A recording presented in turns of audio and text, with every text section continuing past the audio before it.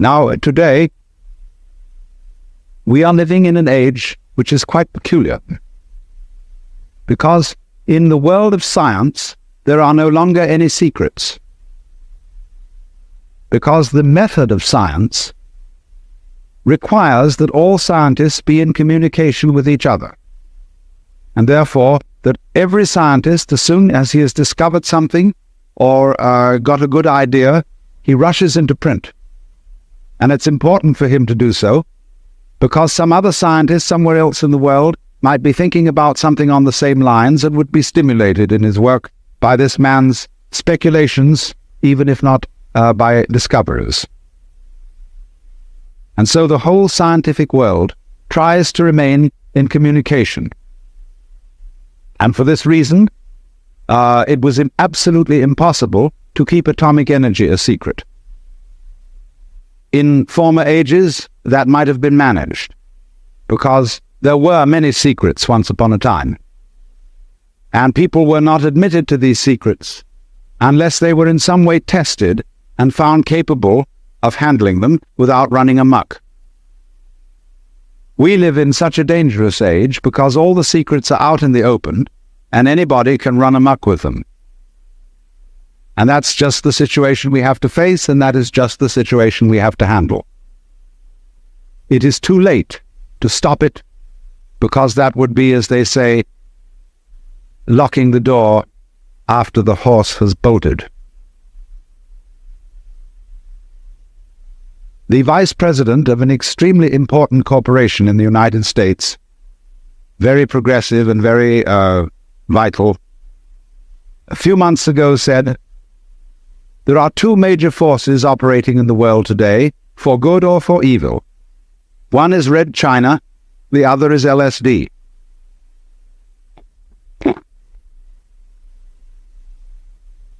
And there is a certain reason why such a thing as a certain chemical, which is capable of opening people's minds in a certain way, should be something extremely disturbing. Because this particular chemical, in common with a number of others that have been known for centuries, but have been rather played cool through those centuries, is capable of doing something which simply cannot be tolerated. That is to say, capable of letting properly prepared individuals, or sometimes improperly prepared individuals, in on a secret which is very closely guarded, and which is, as a matter of fact, the deepest and most fundamental of all our social taboos.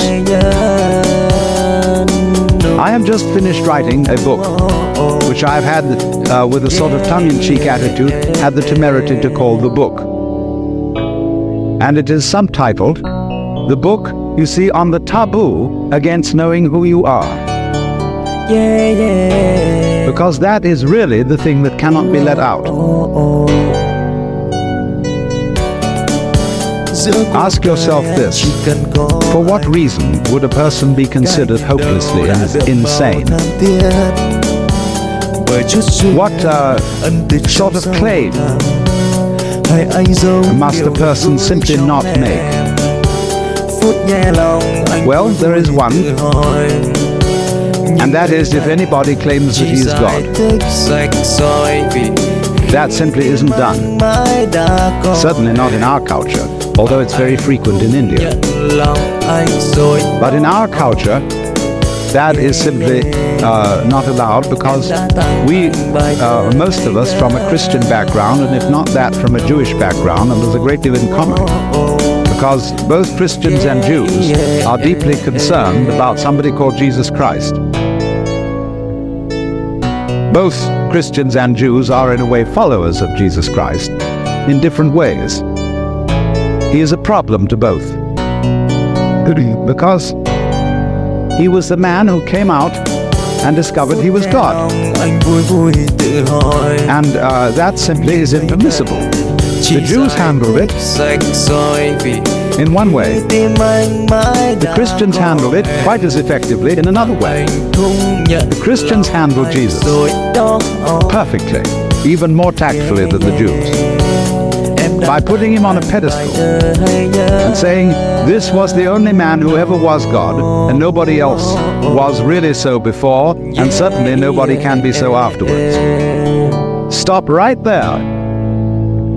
Put him on the altar, bow down to him, worship him, so that everything he had to say will be null and void. And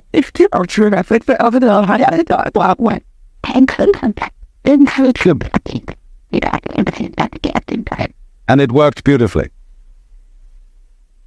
But you see, the trouble about deep secrets is they can't be repressed indefinitely. As a certain president of the United States once remarked, you can fool some of the people some of the time, but you cannot fool all of the people all of the time.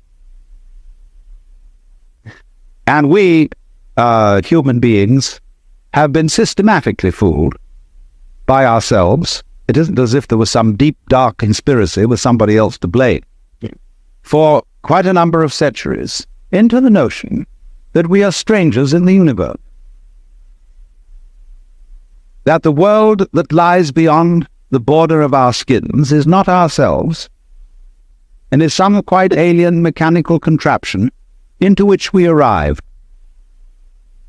and from which we will disappear, and we really have nothing very much to do with it. It's something about which we can take an objective point of view, we can look at it, we can measure it, we can calculate it, but it all turns out in the end to be some sort of stupid mechanism in which we are involved because as bodies we are part of it. But it is common sense for most individuals that they themselves aren't even their bodies.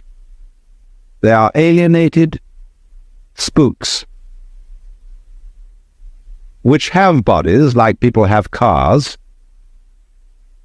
and in which they go around and confront the external world, as if it was something in which you were trapped. And children can say to their parents, I didn't ask to be born. Just because of your funny love affairs and all that, I got mixed up in this world, and you are responsible for it. And we don't even think that we had anything personally to do with the fact that our fathers once had an evil gleam in their eyes. But that evil gleam was you, coming on.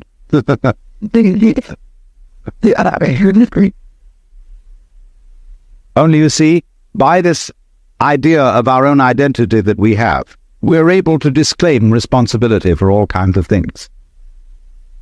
And say, no, it was my parents. See if there's a fellow taken in juvenile delinquency, and he knows a little Freud. He can say, well, I couldn't help it because I was psychoanalytically fouled up when I was a baby. Even before perhaps I was born, my mother had all sorts of complexes. And then if he gets away with that, the people in the press say, for juvenile delinquents, the kids should not be punished, but the parents. And the parents say, hey, wait a minute. We got fouled up by our parents, and we're pretty bad parents, we admit, but our parents before us brought us up in a certain way that we are hopelessly neurotic, and we can't really raise children, but we have to. So everyone can pass the buck all the way down the line. The woman that thou gavest me, she tempted me, and I did eat. And then when God wagged his finger at the serpent didn't say it. Because the serpent knew the answer. He knew the thing which must not be admitted, that the left hand goes with the right hand, that black goes with white, and that you wouldn't know what white was unless you knew what black was, and that you wouldn't know what is was unless you knew what isn't is, and you wouldn't know what here is unless you knew what there is, and you wouldn't know what you meant by self unless you knew what was meant by other. And that is so simple, but everybody contrives to ignore it. Now here's the problem, you see, that there are certain processes, some of which are what you might call spiritual exercises, others are simply chemicals, others are just force sense, whereby one comes to see very clearly indeed that black goes with white and self goes with other. And as this becomes clear to you, it's rather shaking. Because look, if what you define as you is inseparable from everything which you define as not you, just as front is inseparable from back, then you realize that deep down between self and other there is some sort of conspiracy. If these things always occur in combination and look very different from each other and feel quite different, nevertheless the feeling of difference between them allows each one to exist. And so underneath the opposition or the polarity between self and other, or between any other pair of opposites you can think of, there is something in common, as there is, for example, between figure and background. You can't see a figure without a background. You can't have an organism without an environment. Equally, you can't have a background without a figure, or an environment without organisms in it, or without things in it. You can't have space which is unoccupied by any solid. You cannot have solids not occupying some space. This is absolutely elementary, and yet we don't realize it because, for example, the average person thinks that space is nothing. That it's just a sort of not-there-ness in which there are things. And we are slightly afraid that not-there-ness, that nothingness, that darkness, that the negative poles of all these oppositions will win. That they will eventually swallow up every kind of being and every kind of there-ness. But when you catch on to the game, you realize that that won't happen. Because what is called not existing is quite incapable of being there without the contrast of something called existing. It's like the crest and the trough of a wave. You can't have a wave that is all trough and no crest, just as you can't have a wave which is all crest and no trough. Such a thing has never been manifested in the physical universe. They go together. And that is the secret. There really is no other secret than that. But it is thoroughly repressed. And therefore, we are all educated to feel that we've got to fight for the white because the black might win. We've got to survive. You must survive. That's the great thing we're all working under and pounding it out day after day in anxiety, because this is a description of anxiety. Anxiety is the fear that one of a pair of opposites might cancel the other forever. And if by any chance, by any means, you find out that that is not so, you have an entirely new attitude to what human beings are doing, which may be very creative, but which also may be very dangerous. You see through the game called white must win, because you know that neither black nor white are going to win, because they belong to each other. So one of the problems of the various chemicals which can change the human mind in certain ways so that it becomes apparent that inside and outside go together is that they do rather give the show away, and people who take these chemicals and see through the human game cannot be trusted. They may decide to be good sports and go back into the game and play it as if it were for real, or they may not. And if they don't, what's going to happen? Wowee, that's pretty serious. Now, you see, what is, let me speak specifically for a moment. I said the subject of this is LSD. LSD is one such chemical that does produce this curious effect of making you aware of the polarity of things. It does lots of other things. It does lots of rather unessential and trivial things. And these, of course, in all the publicity in the various national magazines about LSD, get thoroughly emphasized. In other words, when somebody says something's real psychedelic, they mean bizarre. And when the national magazines try to illustrate the effect of these chemicals with various photographs, they come on with blurred photographs of all sorts of things higgledy-piggledy messed together, naked girls seen through prisms, and people doing like this. No. In Life magazine, they had a whole series of photographs of people like this. Then you turn over a few pages, and here were the wives of the astronauts in front of the television when their husbands were out there in space. They were going like this too. You couldn't tell any difference if you didn't read the headline. Well, that's absolutely nothing to do with it.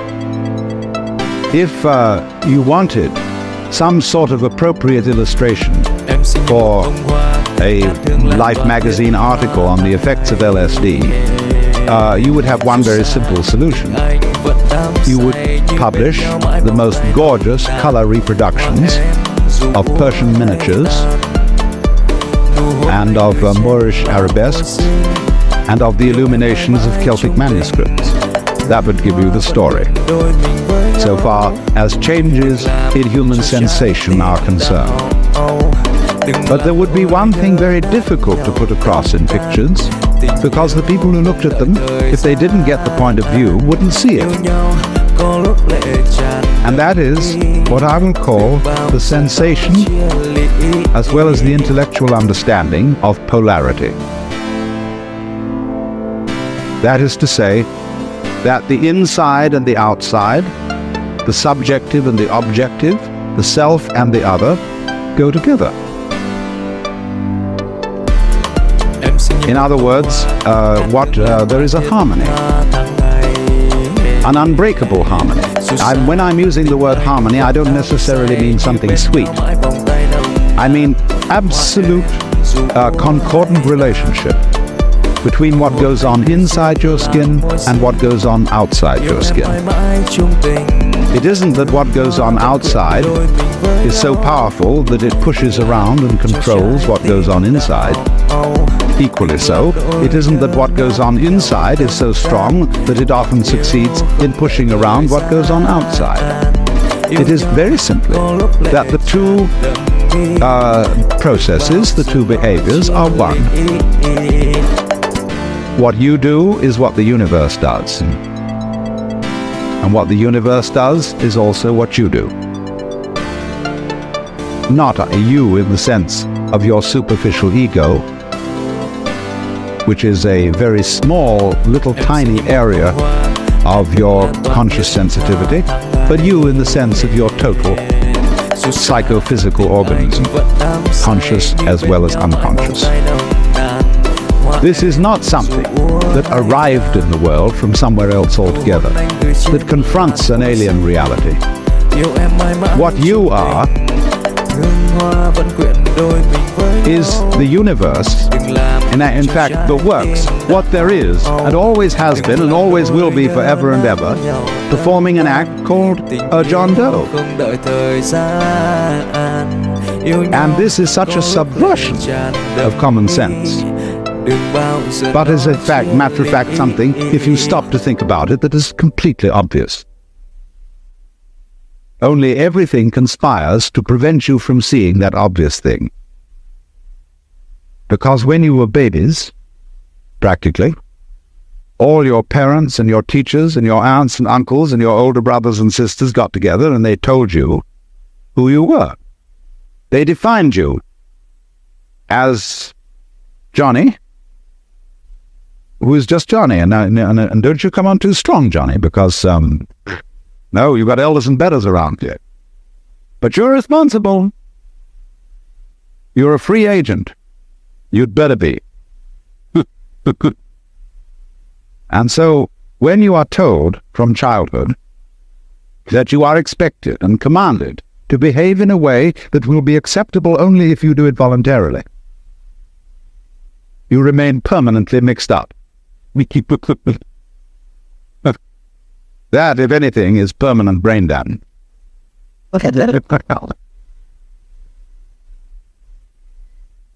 So, but that's the idea, you see, because that's the game we're playing.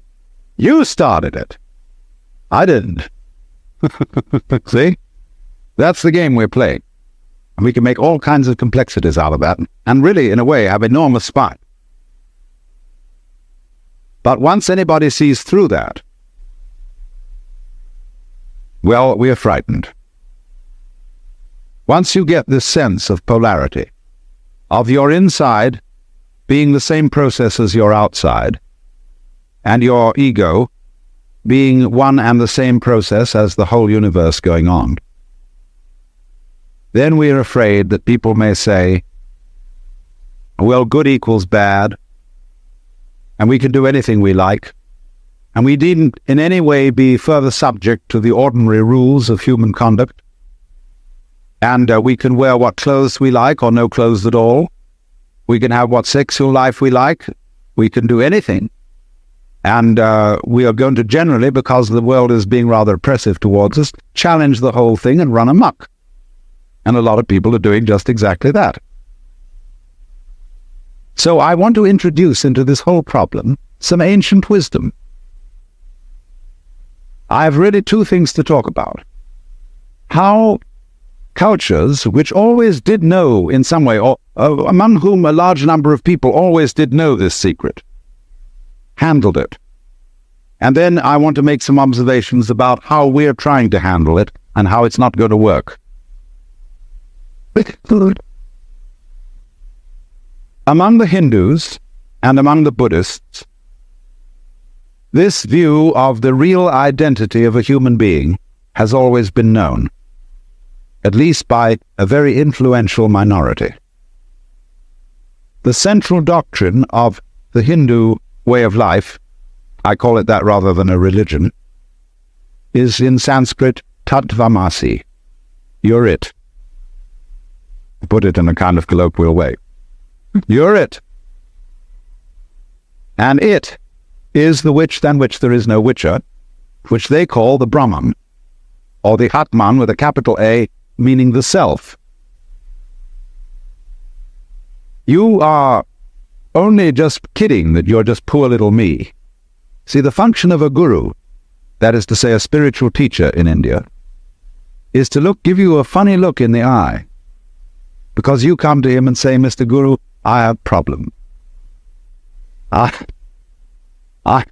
suffer, and it's a mess, and I can't control my mind, and I'm miserable and depressed, and so on. And he gives you a funny look. And you feel a bit nervous about the way he looks at you, because he's reading your thoughts. And this man is a great magician. He can read everything that's in you. He knows right down into your unconscious, and you know all the dreadful things you've thought, and all the awful desires you have, and you are rather embarrassed that this man looks right through you and sees them all. But that's not what he's looking at. He's giving you a funny look for quite another reason altogether. because he sees in you the Brahman, the Godhead, just claiming it's poor little me.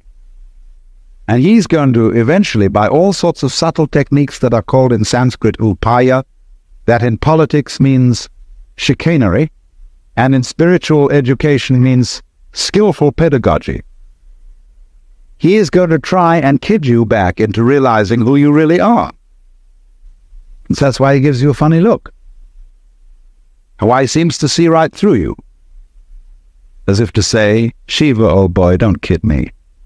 I know who you are, but you're coming on beautifully in this act, that you're somebody else altogether. And I congratulate you, you're doing a wonderful job playing this part, which you call the person, my person. You know, a person is a fake. The word means a mask. So if you read books on how to be a real person, you're reading books on how to be a genuine fake.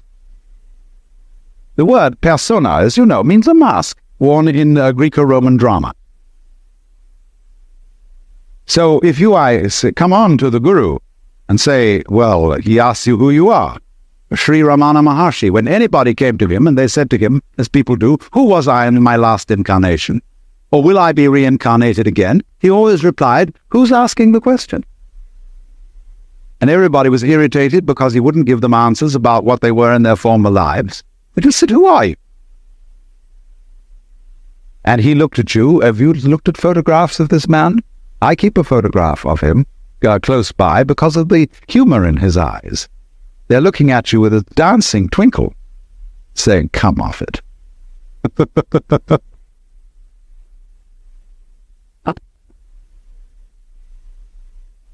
Now then, in these Asiatic traditions, it is well recognized that people who get the knowledge that you're it may very well run amok. And therefore they always couple any method of gaining this, whether it is yoga, whether it is smoking something or drinking something or whatever is the method, they always couple it with a discipline.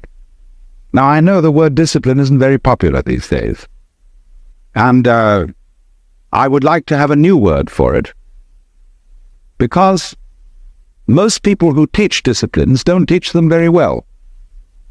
They teach it with a kind of violence, as if a discipline was something that is going to be extremely unpleasant, and that you're going to have to put up with. But that's not the real secret of discipline. I would prefer to use the word skill. Discipline is a way of expression. Say you want to express your feelings in stone. Now, stone doesn't give way very easily. It's tough stuff. And so you have to learn the skill or the discipline of the sculptor in order to express yourself in stone. And so in every other way, whatever you do, you require a skill. And it's enormously important, especially for American people, to understand that there is absolutely no possibility of having any pleasure in life at all without skill. Money doesn't buy pleasure. Ever. Look, if you want to get stone drunk and go out and get a bottle of bourbon and down it, you can't do that except for people who have practiced the distiller's art. You can't even make love without art. Where I live in Sausalito, we have a harbor full of ever so many pleasure craft, motor cruisers, sailing boats, all kinds of things, and they never leave the dock. All that happens with them is their owners have cocktail parties there on Saturdays and Sundays, because they discovered, having bought these things, that the discipline of sailing is difficult to learn and takes a lot of time. And they didn't have time for it, so they just bought the thing as a status symbol. So, in other words, you can't have pleasure in life without skill. But it isn't an unpleasant task to learn a skill. If the teacher, in the first place, gets you fascinated with it. There is immense pleasure in learning how to do anything skillfully. To make carpentry things, to cook, to write, to calculate, anything you want. It can be immensely pleasurable to learn the discipline. And it is completely indispensable. Because look, you may be a very inspired musician. I'm not a musical technologist, you see, and I regret it, but I'm a word technologist. But I can hear in my head all kinds of symphonies and all kinds of marvelous compositions, but I don't have the technique to write them down on paper and share them with somebody else. Too bad. Maybe next time around.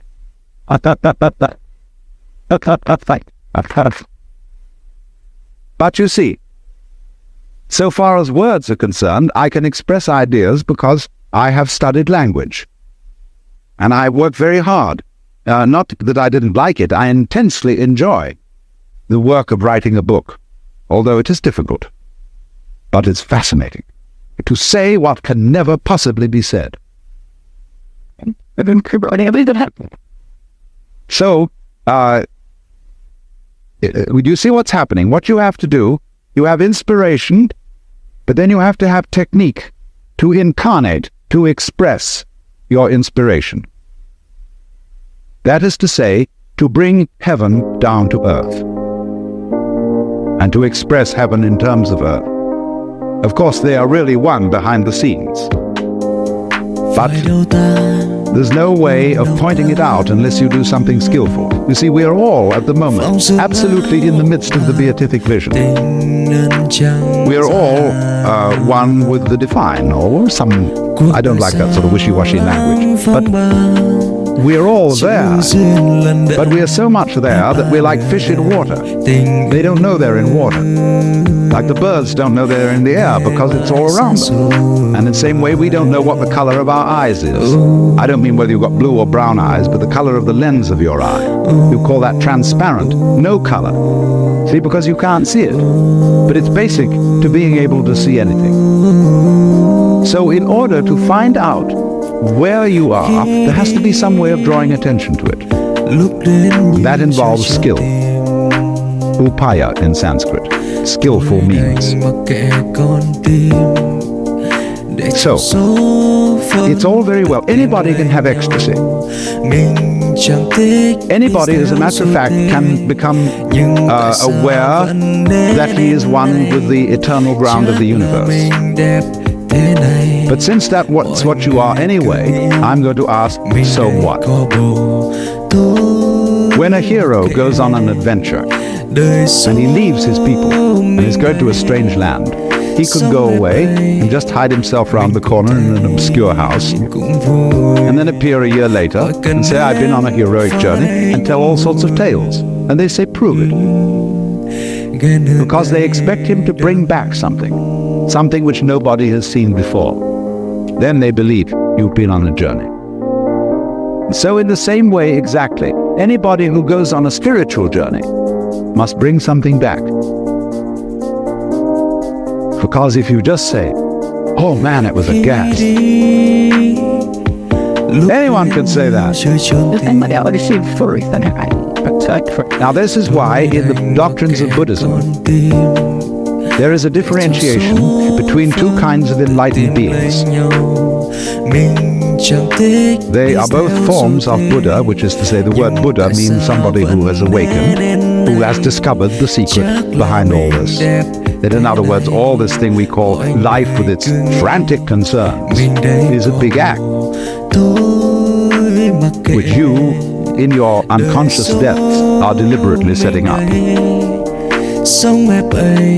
So you can do one of two things when you discover this. You can become what's called a pratyeka Buddha. That means a private Buddha who doesn't tell anything. Or you can become a bodhisattva. Pratyeka Buddha goes off into his ecstasy and never is seen again. Bodhisattva is one who comes back and appears in the everyday world and plays the game of the everyday world by the rules of the everyday world. But he brings with him upaya. He brings with him some way of showing that he's been on the journey, that he's come back, and he's going to let you in on the secret too. If you'll play it cool and also come back to join in the everyday life of everyday people. Because this is the rule. If the world is dramatic, if the world, as the Hindus say, is a big act put on by the divine self, one of the rules of coming on stage is that you don't come on as yourself. You come on as the part that you're going to play. It's very bad form if an actor always acts the same way. That's what's called a star, as distinct from an actor. A real actor can become anything. And so, but in private life, well, he's just Mr. Jones. But he doesn't come on the stage that way. So in the same way, if you know that behind the scenes, in the depths, fundamentally, you are it, you don't come on that way. It always comes on as something else. That's the rule of the stage. Because without that, there wouldn't be a play. There would only be reality. No illusion. And the whole point of life is illusion. From the word Latin ludere, to play. Showbiz. The show must go on, so don't give it away. But the truth has a way of leaking. It gets out. But then the important thing is, you see, when the truth gets out, those who catch hold of it must find a way of staying in contact with what society calls reality.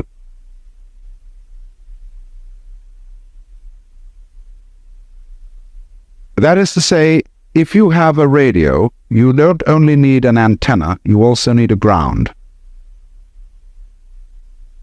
So what happens in the world of mysticism, of psychedelic visions, and so on, needs to be grounded. So then there are always two directions in which such a discipline works. One, preparatory. In other words, those who taught disciplines for awakening in the Orient were always careful to screen, first of all to screen those who applied, and then after screening them, to make them sensible, so that they knew how to handle the game of ordinary human existence and play it by the ordinary human rules. In other words, that they had strength of character and were not the sort of people who would be wiped out because they had no strength of character by an overwhelming experience. Then they let them in.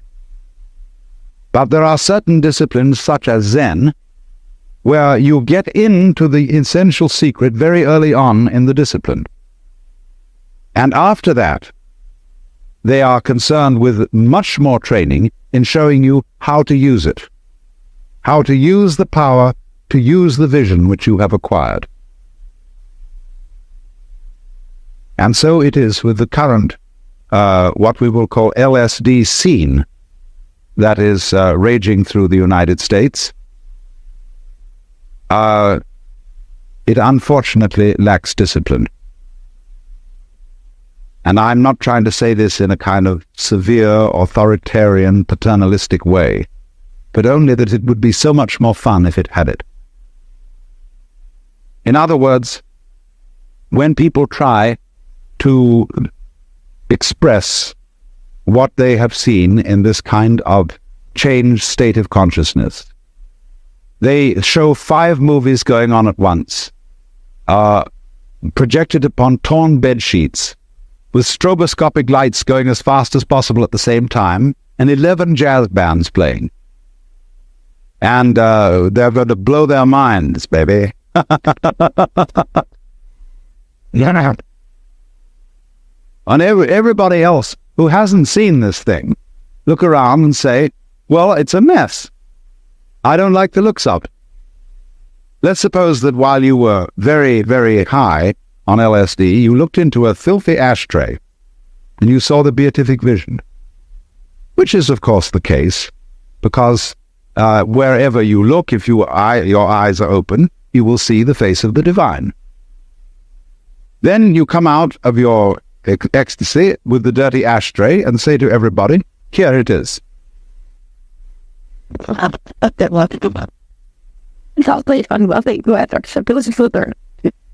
No. There is a possibility. If you are an extraordinarily skillful painter, or even photographer, of presenting the dirty ashtray so that everybody else will see almost what you saw in it. But you will have to have a technique which will translate every grain of ash into a jewel, because that's what you actually saw. But that requires mastery of an art. And I'm afraid people think that all it's necessary to do is just throw out any old thing, because under that transformed state of consciousness, any old thing is the works. But nobody else can see it if they haven't shared that point of view. So then, this becomes, for us in the United States, an extremely important social problem. The cat is out of the bag.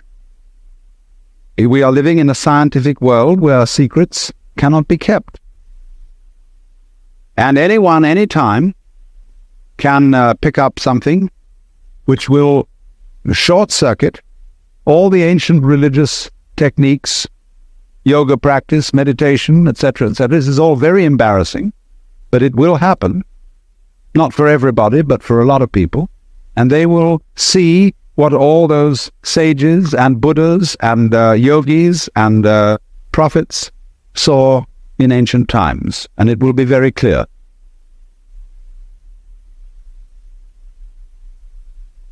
So what? So you see, you can say, look at all these people who haven't seen it. This is a temptation. Look at them all going about their business, earning money and grinding it out at the bank or the insurance office or whatever it is every day, and how serious they look all about it, and they don't really know it's a game. And you can cultivate a certain contempt for people like that. But it's very, very bad to do that. Because, of course, don't forget, they have a certain contempt for you. You see, always the nice people in town who live in the best residences, they know that they're nice because there are some people on the other side of the tracks who are not nice. And so at their cocktail parties, they have a lot to say about the people who are not nice, because that boosts their collective ego. There would be no other way of doing it. You don't know that you're a law-abiding citizen unless there are some people who aren't. And if it's important to you to congratulate yourself on being law-abiding, you therefore have to have some criminal classes, outside the pale, of course, of your immediate associates. On the other hand, the people who are not nice, they have their parties. And they boost their collective ego by saying that they're the people who are really in. Whereas these poor squares who deliver the mail faithfully and who carry on what you call responsible jobs, they're just dupes. Or when they earn their money, all they do is buy toy rocket ships with it and go roaring around and so on, and they think that's pleasure. So the people who are not nice boost their collective ego in that way. Neither of them realize that they need the other just as much as a flower needs a bee and a bee needs a flower. So when you see the people who you think are not in on the secret, if you really understand, you have to revise your opinion completely and say that the squares are the people who are really far out. because they don't even know where they started. See, an enlightened Hindu or Buddhist looks at the ignorant people of this world and says, my respects. Because here I see the divine essence, having altogether forgotten what it is, and playing the most far-out game of being completely lost. Congratulations, how far out can you get?